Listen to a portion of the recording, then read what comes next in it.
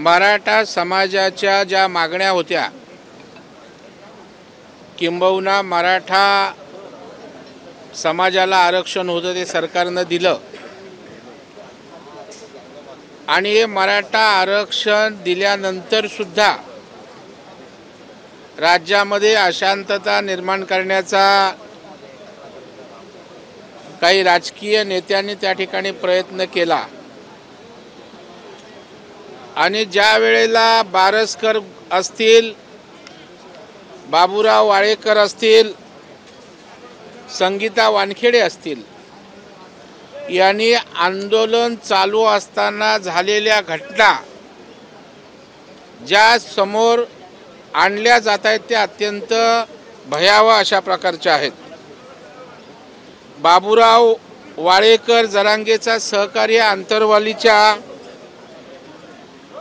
गुन्ह्यातील 307 मधला आरोपी होता आणि त्यांनी सांगितलं की जो दगडफेकीचा जो प्लान आहे, जे त्या ठिकाणची दंगल उसळली, याचं प्लॅनिंग राजेश टोपे आणि रोहित पवार यांनी त्या ठिकाणी केलंय। कारण त्या कारखान्यात प्लान झालं टोपेंच्या, जे दगड ट्रॅक्टरमधनं नेले ते टोपेंचे होते आणि त्याच्यामुळं या सर्व प्रकरणाची SIT चौकशी व्हावी आणि आंदोलनाच्या मागून जे राज्यात अशांतता करत होते त्यांच्यावर कारवाई व्हावी अशा प्रकारची मागणी आज विधिमंडळाच्या सभागृहात त्या ठिकाणी मी केली। दुसरं, संगीता वानखेडे या कोपर्डीच्या वेळेला त्या ठिकाणी जरांगेंच्या सोबत होत्या, त्यांनी त्या ठिकाणी आरोप केलेले आहेत।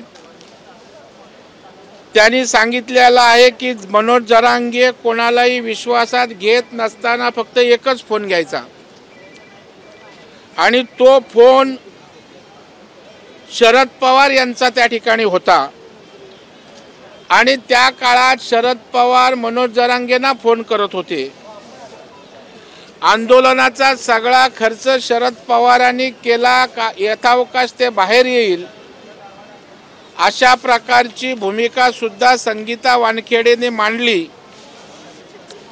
आणि ती गोष्ट आज सभागृहाच्या निदर्शनास आणून खर्च जर शरद पवारांनी केलाय तर आमच्या मनामध्ये संशय आहे। हजारो रुपये, लाखो रुपये खर्च करून JCP आले, सभांसाठी त्या ठिकाणी 100 एकरच्या जमिनी एकत्रित झाल्या, त्या ठिकाणची व्यवस्था, हा सगळा खर्च नेमका कोणी केला?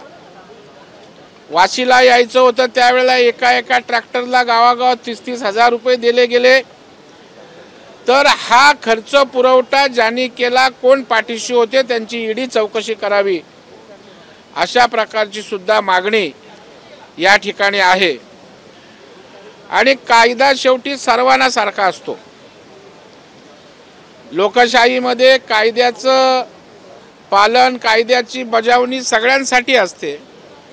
नारायण राणे यांनी उद्धवजी ठाकरे CM असताना वक्तव्य केलं, त्यावेळेला भरलेल्या ताटावरनं नारायण राणेंना उचलून नेऊन अटक केली, गुन्हा दाखल केला केंद्रीय मंत्री असताना।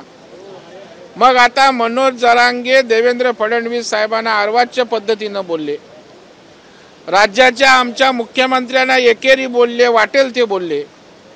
मला वाटतं तोच आधार घेऊन तशा प्रकारचा गुन्हा जरांगेवर दाखल करून त्याला अटक शासन करणार का, हाही प्रश्न आज त्या ठिकाणी मी विचारला आणि राज्याच्या मुख्यमंत्र्यांनी त्या ठिकाणी या प्रकरणामध्ये SIT चौकशीची त्या ठिकाणी घोषणा केलेली आहे। रोहित पवार म्हणतात की नेमकं SIT मुळे कोणाला त्रास होईल ते काही दिवसात समजेल।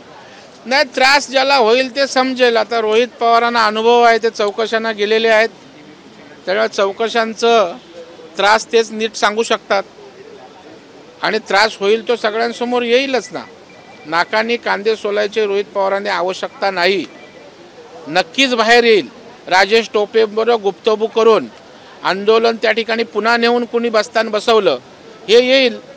आता काय त्यांना असं दाखवल्याशिवाय तुमच्यासमोर कसं काय फेस सेव्हिंग करणार? ते असं देखील म्हणतात मुख्यमंत्री बाहेर होते आणि त्याचवेळी अध्यक्षांनी SIT स्थापन केली, यामध्ये काहीतरी काळं वगैरे असतात त्यांचं म्हणणं आहे. नाही, मला वाटतं आता रोहित पवारांना लवकर लीडर बनायची घाई झालेली आहे.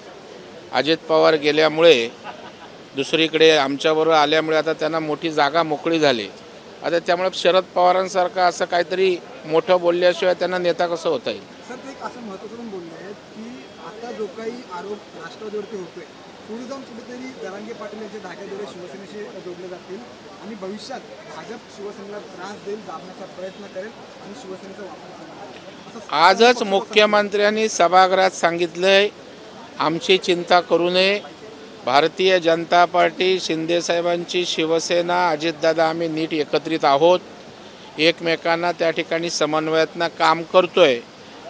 रोहित पवारांनी त्यांच्या बुडत्या पक्षाची काळजी घ्यावी, आमची काळजी त्यांनी करू नये.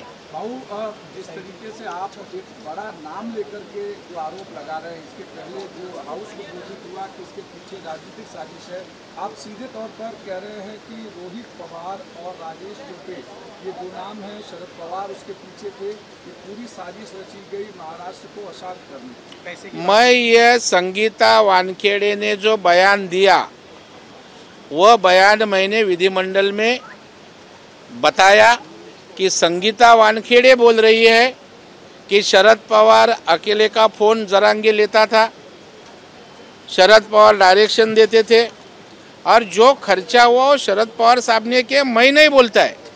संगीता वानखेड़े जो जरांगे के साथ थी, काम कर रही थी मूवमेंट में, तो इसकी जांच हो. क्योंकि अपने राजनीति के लिए कोई अगर राज्य को अशांतता फैलाता होगा तो वो सरकार ने सहन करना नहीं चाहिए. इसलिए मैं सरकार को मांग की इसके पीछे सच क्या है. अपनी राजनीतिक चीज़ साजिश करने के लिए ऐसा कोई करता हो तो उसके ऊपर जांच करके कार्रवाई करे. चाहे वो शरद पवार रहे, चाहे रोहित पवार रहे, राजेश टोपे रहे, हमारा व्यक्ति नेता से संबंध नहीं. महाराष्ट्र सुसंस्कृत है. इधर महाराष्ट्र में लॉ एंड ऑर्डर इम्पोर्टेंट है और इस आंदोलन के पीछे रह के कोई लॉ एंड ऑर्डर खराब करना चाहता है, अशांतता निर्माण करना चाहता है तो वो रुकना चाहिए. इसलिए मैं सभागृह में मांग की. पैसे को लेकर के आपने बताया कि कैसे 30,000 रुपए गए, कैसे क्या क्या बंदोबस्त कराया गया, कहाँ मीटिंग हुई, पत्थर वहाँ से आए गए. नहीं, मुझे लगता है मुझे जितनी मालूमात हुई वो मैं दी, लेकिन जब SIT चौकसी होगी तो सब चीज़ बारकाई से सामने आएगी. किधर क्या हुआ, कैसा हुआ, इसके पीछे कौन है, ये सब आ जाएंगे.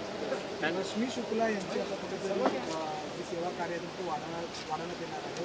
सर्वतून कसं पाहता? नाही, मला वाटतं हा राज्य सरकारचा विषय आहे. राज्य सरकार योग्य तो निर्णय घेईल आणि रश्मी शुक्ला एक कर्तव्यदक्ष अधिकारी आहे, त्याच्यामुळे जर त्यांचा सेवा कार्य वाढवत असतील तर त्याचा आनंदच आहे. ABP माझा, उघडा डोळे बघा नीट.